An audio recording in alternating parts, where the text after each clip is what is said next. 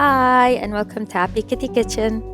Today we're making two recipes, a main course of beef enchilada casserole and a quick avocado salad for a side.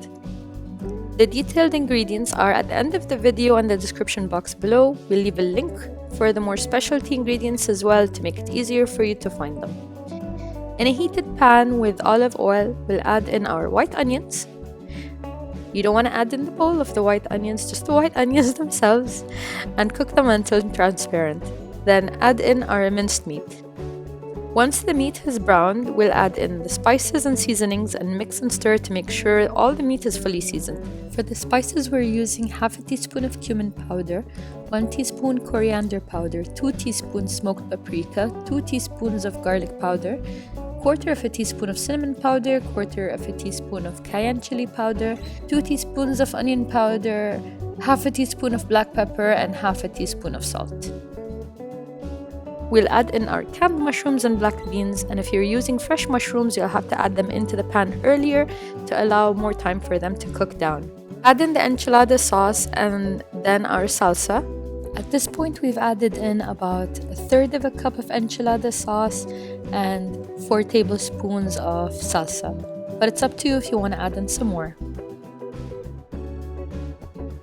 After stirring to make sure everything is mixed in well and flavored well, we'll add in our cheese, mix some more, and we can start assembling our enchilada casserole.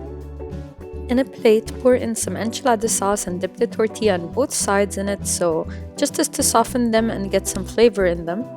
And then we'll fill the tortilla with the meat mixture and roll it up and place it in the casserole. Repeat the steps until the casserole dish is full, then top it with some more cheese. Yes, I said it, more cheese. And then pop the casserole into the oven to melt the cheese until it slightly bubbles and browns. While that's in the oven, we're going to start working on the small side salad by adding half of an avocado to a bowl, some chopped fresh tomatoes, add a handful of coriander or parsley if you couldn't find any of that, a tablespoon of chopped white onions, and for dressing, 3 teaspoons of the juice of a jar of jalapenos.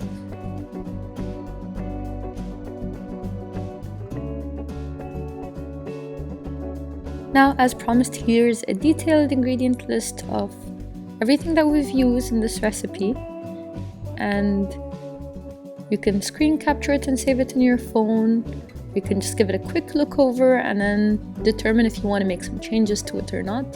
But this is basically all or some of the products that we've used for this recipe.